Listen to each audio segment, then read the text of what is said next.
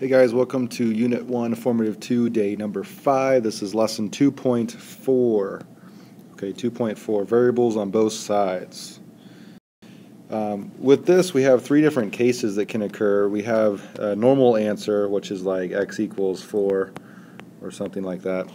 But we also have these two other cases where we have the identity, which is when our variables will cancel out and we're just left with numbers. So let's say we have our 4 equals 4. Okay, so our x's or variables are gone and we have just numbers, but they are true. Our 4 does equal 4, so that is true.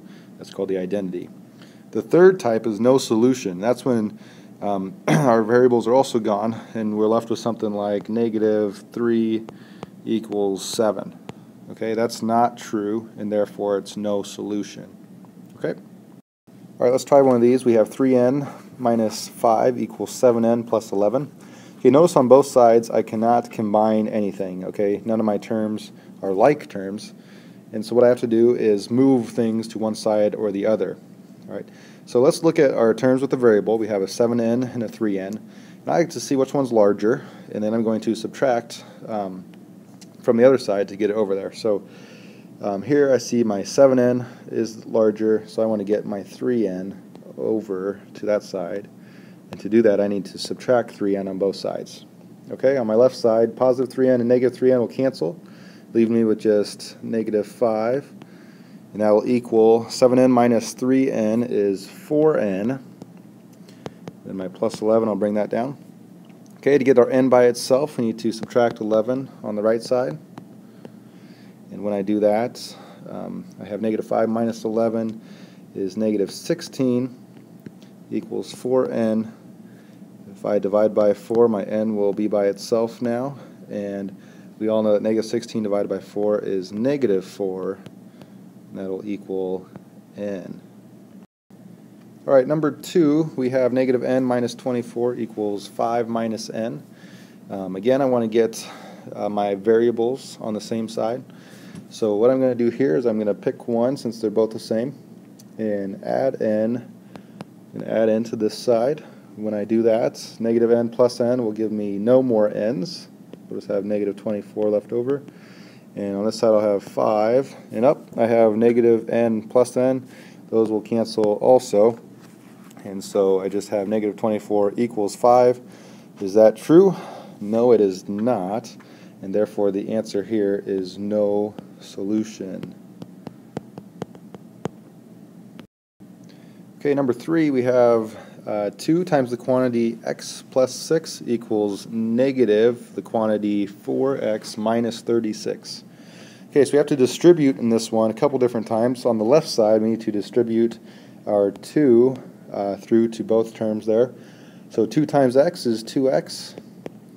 And then 2 times a positive 6 is plus 12. And that will equal, and then we distribute our negative through.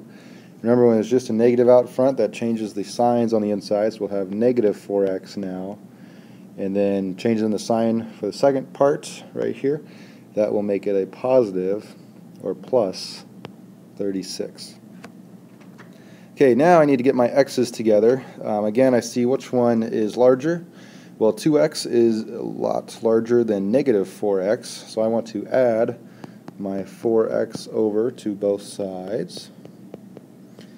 And when I do that, on my left side, I'll have 2x plus 4x is 6x plus 12. I'll bring that down. Okay, equals negative 4x plus 4x. That'll go away. And then I'll just be left with a 36 on my right side. Okay, and I need to move my 12 now, so I need to subtract that over.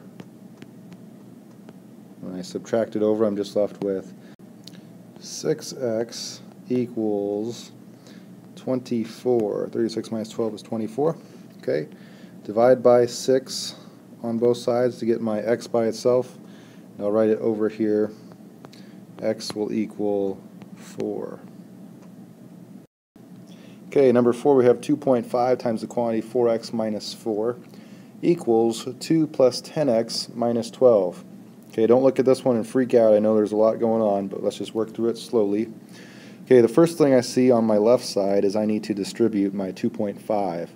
Okay, remember to distribute, we take it times both terms here. Okay, so 2.5 times 4x is 10x minus, well, 2.5 times a negative 4 again is minus 10 equals 2 plus 10x minus 12. Well, over here I notice we have two numbered terms. We have the 2 and the negative 12, so put those together to get negative 10. Negative 10 plus 10x. Okay? Now, I want to get my x's together, and here both of these x's are the same, so if I subtract my 10x over, 10x over here, then I have 0 x's, so those will go away, and I'm just left with 10 equals, or excuse me, negative 10 equals negative 10, and over here my plus 10x minus 10x will go away also. Okay, so when both of our variables go away, and we're just left with two numbers that equal each other and they're correct, that's called our identity.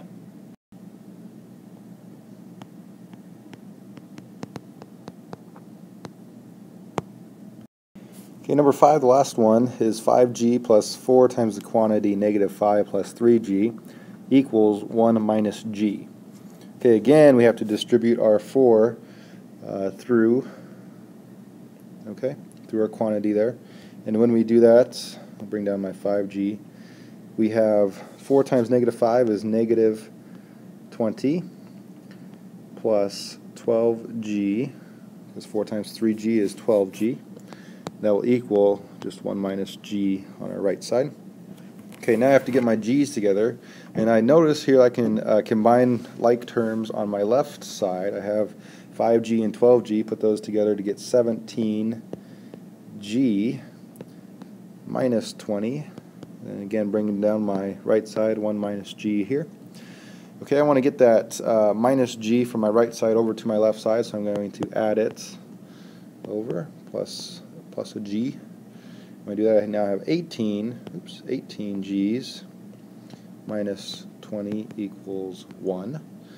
And if I add my 20 over, plus 20 on both sides, these will go away. I'm left with 18g down here equals 1 plus 20 is 21.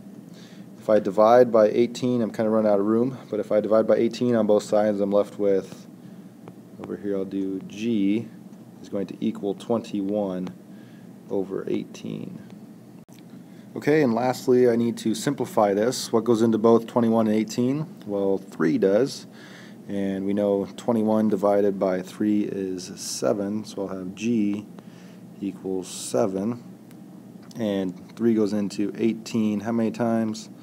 6. So the answer here is g equals 7/6. Alright, that's it for today. I'll see you tomorrow.